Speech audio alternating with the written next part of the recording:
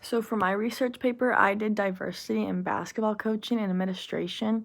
So it was very interesting to find more information about like how they choose the coach and how they choose the like administration to go with the diversity. And like also I learned more about diversity like cuz basketball has a lot of diversity from like the fans to the players, the coaches to the teams, and many people think the term diversity is just all around like race, religion, and sex and all that. But like it goes beyond that. It's a characteristic that distinguishes people from one another based on how diverse they are in their qualities.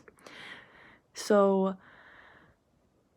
sports have like a huge part of like to create the social change among people, and like they get like different challenge like so like they'll be given different challenges, they'll be interacting with different people, like diverse.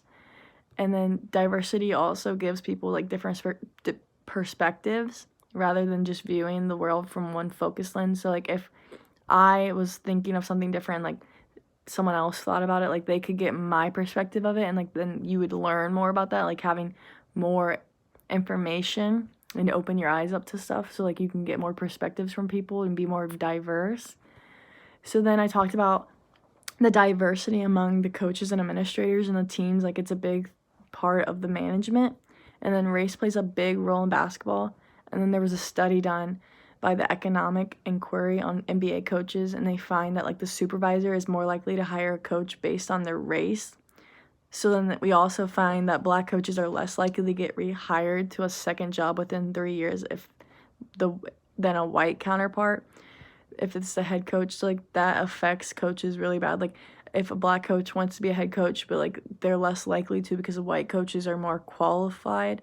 But being diverse, like you just need to base it off like the coach itself, not their diversity.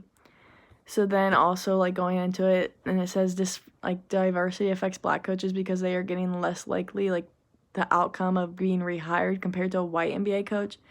And then in the league today, in the NBA, there's only 5 black coaches out of 30 teams. So the NBA is like a strong example of like diversity because like the players, 80% of the players are black, and then the last 20% is like a mixture between the whites and the international players. So if we're having 5 black coaches out of the 30 teams, and the teams are consisting of 80% mostly black, then why is that a problem with like diversity in the coaching?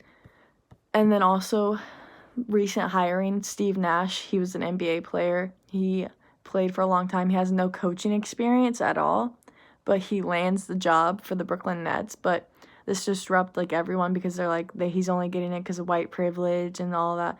Because before he got the job, the head coach was fired, and the assistant coach, who is black, his name is Jacqueline Bong, he was the interim head coach. So like he was helping the team during this like the bubble time, like in quarantine, and like they did good. Like he didn't have any like bad things about that. So like why would they hire Steve Nash over him when he's already with the team, already was the intern head coach, like he was already like helping the team, and they just put him back to assistant.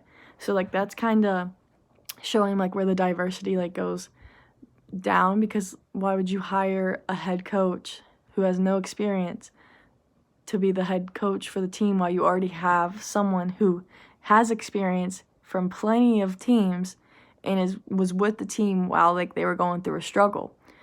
So that was a big issue in my paper. And then this was said, the players union released a statement, and they said that the strategy is to increase black representation across the NBA and its teams.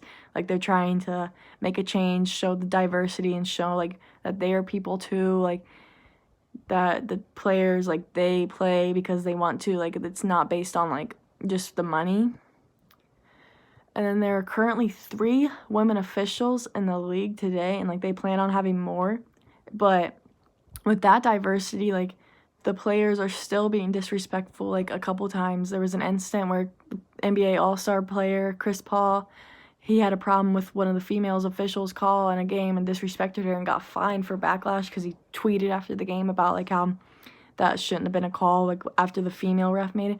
And they try and belittle the female refs while they should be bringing them up because they're helping like the NBA is giving more opportunities to women with diversity, so I don't know why the NBA would be talking like that when they're trying to be a change.